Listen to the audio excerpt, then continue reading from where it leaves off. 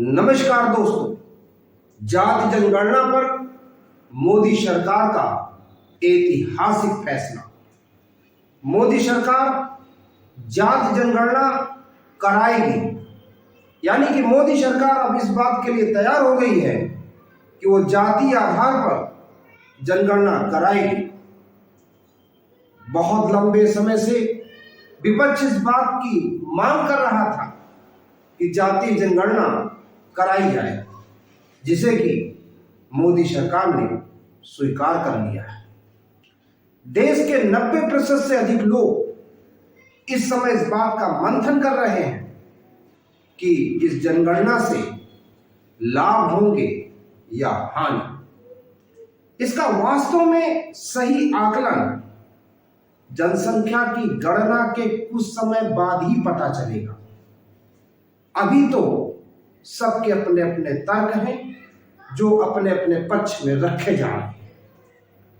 मोदी सरकार अभी तक इस बात पर अडिग थी कि वह इसको नहीं मानेगी, इसका विरोध कर रही थी।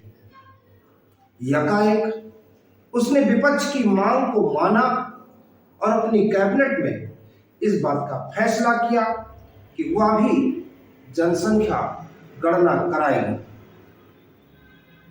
जातिगत गणना का संबंध केवल हिंदुओं से नहीं है। जब जातिगत गणना होगी तो पहले तो धर्म की गणना होगी, फिर जाति की गणना होगी और फिर उपजाति की गणना होगी।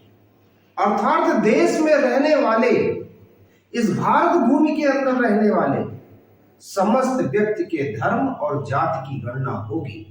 वास्तव में मोदी सरकार बहुत लंबे समय से खुद इस बात की मांग कर रही थी कि भारत में रहने वाले वास्तविक जनसंख्या कितनी है, और विपक्ष की इस बात को माना गया है कि जाति आधार पर जनगणना होगी, तो पहले तो धर्म के आधार पर गणना होगी, फिर जाति के आधार पर गणना होगी। जैसे कि कोई व्यक्ति लखनऊ का रहने वाला है और वो कुछ समय से किसी दूसरे शहर, मान लीजिए कि मध्य प्रदेश के किसी शहर में निवास कर रहा है और वहां पर अपनी जॉब कर रहा है, तो उसकी जो जनगणना है वो लखनऊ से होगी, ना कि वो मध्य प्रदेश से।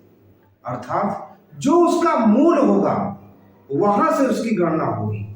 अर्थात भारत भूमि में जो विगत कुछ वर्षों से कहीं से भी कोई भी रह रहा है और उसके पास वो उस जगह पे रहने के प्रमाण नहीं होंगे, तो निश्चित तौर पर वो अपने मूल स्थान से ही उसकी गणना होगी। अर्थात हमारे कहने का मतलब समझ रहे होंगे कि ये जो जनगणना है वास्तव में भारत के लिए बहुत उपयोगी साबित होने वाली है। धन्यवाद।